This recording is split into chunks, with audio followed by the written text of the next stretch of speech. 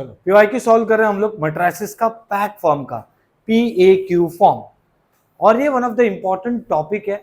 उसका रीजन ये है कि हर पेपर में आपको PAQ फॉर्म दिख जाएगा। करेक्ट है? ठीक है। तो PAQ फॉर्म के सम्स को सॉल्व करने के लिए उसकी छोटी मोटी चीजें समझनी पड़ेगी। अगर आपको वो आ गया और जो एक टेक्निक है किसी भी मैट्रिसेस को सॉल्व करने का अगर आपको समझ में आ गया तो बहुत ही ईजी हो जाएगा। तो पहले आपको क्या करना है मैं बता देता हूं। जो PAQ फॉर्म होता है वो कैसे बनेगा जरा देखो। कभी भी मैट्रिक्स आपका A m×n फॉर्म में रहता है। ओके, आप बेसिकली करते क्या है, आप इसको IA फॉर्म में लेके आते हैं। ठीक है, ये फॉर्म में रहता है। आपका मैट्रिक्स क्या है, IA m×m। देखो जैसे अभी ये A दिया है, इसका m×m क्या है, m मतलब रो कितने इसके 4, कॉलम कितने 3, तो ऐसे 4×3 हो गया बराबर। तो मैं अगर इसको लिखूंगा A 4×3 तो ये होता है क्या, ये m का होता है आइडेंटिटी मैट्रिक्स और ये n का होता है। जब मैं बोलता हूं m का मतलब मैं बात कर रहा हूं रो की, और इसका मतलब तो ये क्या है रो और ये क्या है कॉलम।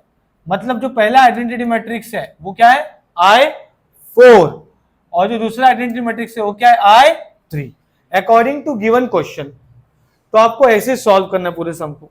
ठीक है, ये मैंने लिख दिया। सॉल्व करने का तरीका ये होना चाहिए, स्टार्ट ऐसे करेंगे जब एंड में पूरा इसको सॉल्व करके आप इसको नॉर्मल फॉर्म में लेके आ जाएंगे 1 1 1, समझ रहे हो आप, नॉर्मल फॉर्म में, या फिर यहां पे भी 0 हो सकता है। जब ऐसा लेके आ जाएंगे तब जो यहां पर बनेगा उसे हम कहेंगे PAQ पैक फॉर्म। क्या कहेंगे, PAQ पैक फॉर्म। समझ में आया मैंने क्या बोला? ठीक है, कैसे करेंगे, रो ट्रांसफॉर्मेशन लगाएंगे और column transformation. Is that clear? Okay, ये है टेक्निक इसको सॉल्व करने का। अच्छा, रिडक्शन भी कैसे करना है, रिडक्शन आपको कैसे करना है, यहां 1 दिया तो 1 के हेल्प से ये सब 0 करना है, फिर इसी की 1 के हेल्प से ये सब 0 करना है, फिर यहां 1। ये टेक्निक फॉलो करना है आपको। ठीक है, ओके, ये टेक्निक फॉलो करेंगे तो जाके आपका आंसर राइट आएगा। तो अभी हम लोग यहां पे क्या करेंगे, इसको सॉल्व करेंगे। देखो ये तो मुझे समझ में आ गया कि ये सम को स्टार्ट कैसे करना है। तो जैसे कि ये अगर मैं देखूं ए मैट्रिक्स m×n की बात करूं तो क्या होता है IM/AIN। हमारा जो ए मैट्रिक्स है वो क्या है 4×3 का, तो ये क्या हो गया I4, ये हो गया I3। समझ में आया? Is that clear? ओके, अब मैं क्या करूंगा, अब मैं ये ए लिखूंगा। ए क्या है 1 2 3 है ना, 3 2 1 1 2 3 एंड 3 2 1, ये हो गया is equal to identity matrix 4 है। 4 है मतलब 1 0 0 0 0 1 0 0 0 0 1 0 0 0 0 1 ए, और ये क्या है 3 है, तो 3 लिखेंगे 1 0 0 0 1 0 0 0 1। समझ में आया? Is that clear? ओके, अब मैं क्या करूंगा, इसको रेड्यूस करूंगा, इसको जैसे रेड्यूस करूंगा उस हिसाब से रेड्यूस होगा। अगर मैंने यहाँ पे रो ट्रांसफॉर्मेशन लगाया तो यहाँ पे रो ट्रांसफॉर्मेशन लगेगा। अगर मैंने कॉलम लगाया तो कॉलम यहां लगेगा और कॉलम यहां लगेगा। तो ये सिर्फ रो के लिए और ये कॉलम के लिए। ठीक है, तो अब ये क्या होगा, देखो सीधा सीधा कैंसिल हो रहा है। मैं क्या लिखूंगा, ये हो जाएगा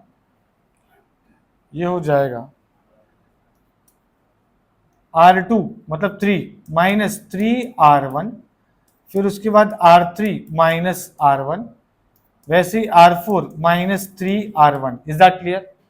कैसे देखो, R2 क्या है 3 है, माइनस R1 1 है, तो 3 माइनस 3 1 जा 3 करूंगा तभी तो 0 होगा। वैसे R3 माइनस 1 1 माइनस 1 0 हो गया। वैसे R4 3 है, माइनस 3 1 जा 3, तो अब ये क्या हो जाएगा,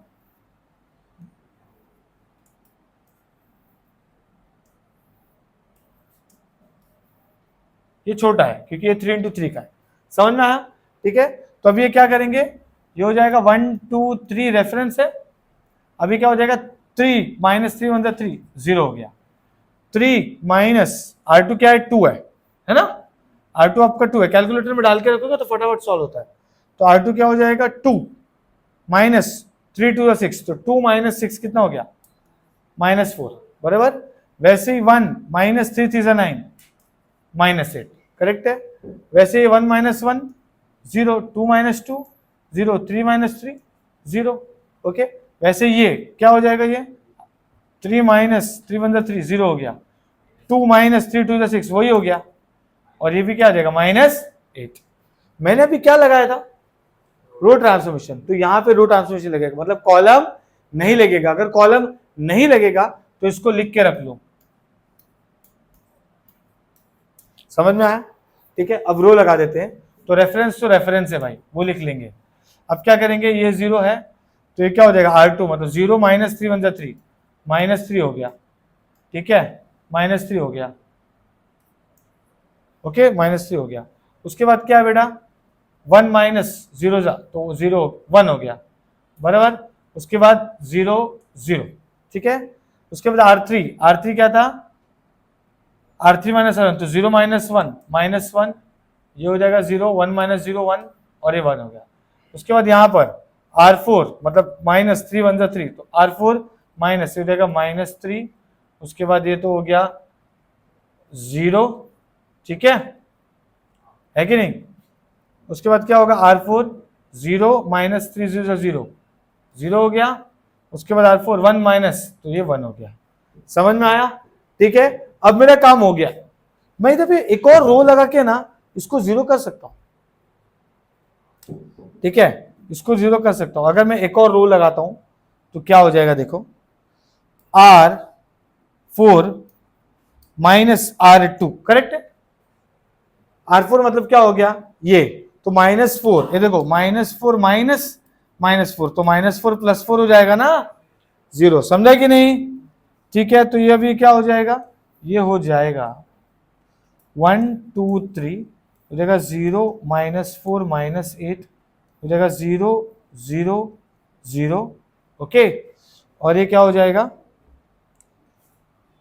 0, ओके, 0 एंड 0। यहां पर भी सेम चीज लगने वाला है, तो ये 1 0 0 0 है, ये -3 1 0 0 है, ये -1 0 1 0 है। अब R4 लगा देंगे, तो R4 माइनस R2, तो -3 -3 मतलब ये क्या हो गया 0 हो गया। उसके बाद क्या हो जाएगा बच्चे लोग, 0 -1 -1 0 -0 0, फिर 1 -0 1। यहां पर कॉलम में कुछ चेंजेस नहीं होने वाला, क्योंकि अभी तक हमने कॉलम ऑपरेशन लगाया ही नहीं है, ठीक है। अब ये क्या हो जाएगा, देखो,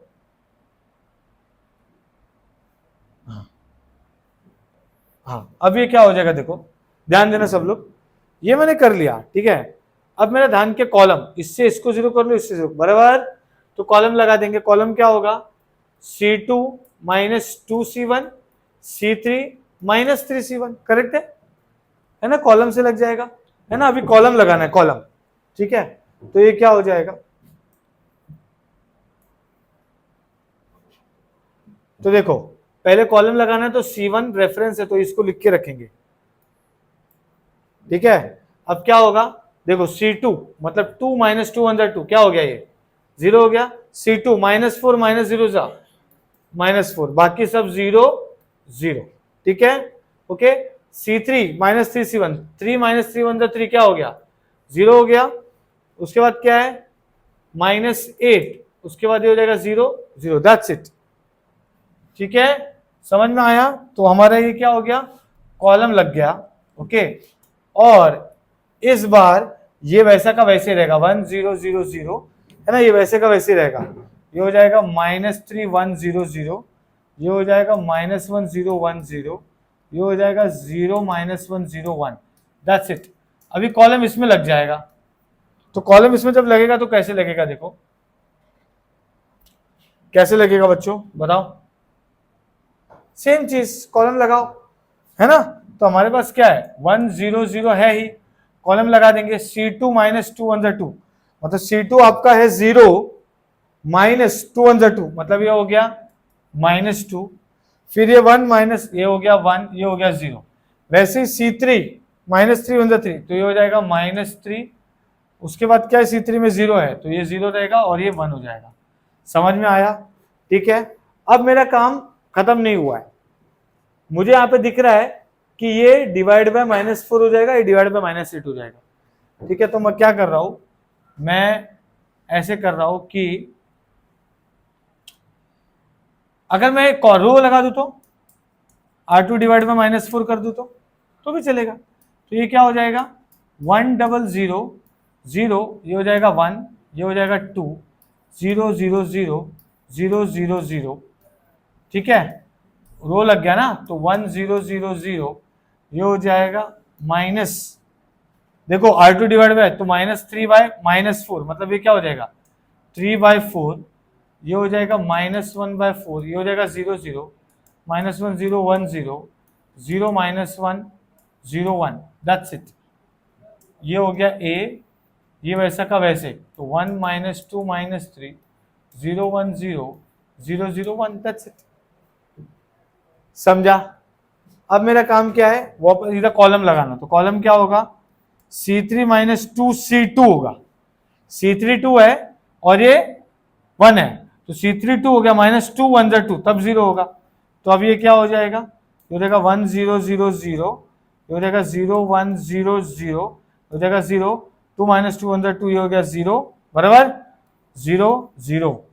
तो यहाँ पर भी क्या होगा, ये हो गया 1, ये हो गया 3/4, ये हो गया 1, अच्छा ये तो हम लोग वैसे का वैसे लिखेंगे ना, -1 0 0 -1/4 0 -1 0 0 1 0 0 0 0 1, ये तो रो वाला है ना, कॉलम वाले को तो अलग ही लगेगा, बराबर, कॉलम वाले का तो अलग ही लगेगा, तो कॉलम वाला लगा देंगे। तो पहला ये कांस्टेंट है, C2 भी कांस्टेंट है, तो -2 1 0, C3 लिख लेंगे, C3 क्या है देखो -3 -2 इंटू C2 क्या है भाई -2, बराबर, तो ये -2 कर लेंगे, तो -3 + 4 मतलब 1 आ गया, -3 + 4 1 आ गया, बराबर। हाँ, और क्या बाकी है, उसके बाद 0 -2 1 2, तो ये हो जाएगा -2, 1 -0 0, तो ये हो गया 1। ये है आपका नॉर्मल फॉर्म, देखो ये नॉर्मल फॉर्म आ गया है, ये है PAQ, समझ में आया? तो इसको अभी हम लोग कैसे करेंगे, देखो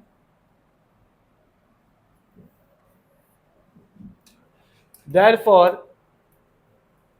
matrix A reduced to normal form and therefore rank of matrix is equal to कितना रैंक आ गया 2, तो मैंने 2 लिख लिया, रैंक मिल चुका है हमको, ठीक है, रैंक मिल चुका है 2 हमको। अब मेरा काम क्या है बेटा, PAQ, P लिखा है Q लिखा है, पहले क्वेश्चन रीड कर लेते हैं। क्वेश्चन में क्या बोला, find non singular matrix P and Q, तो मिल गया, such that PAQ is in normal form, hence find rank of A where A is equal to this, चलो ठीक है, hence find rank of A, तो फिर रैंक तो मिल गया, PAQ लिख लेते हैं, ठीक है।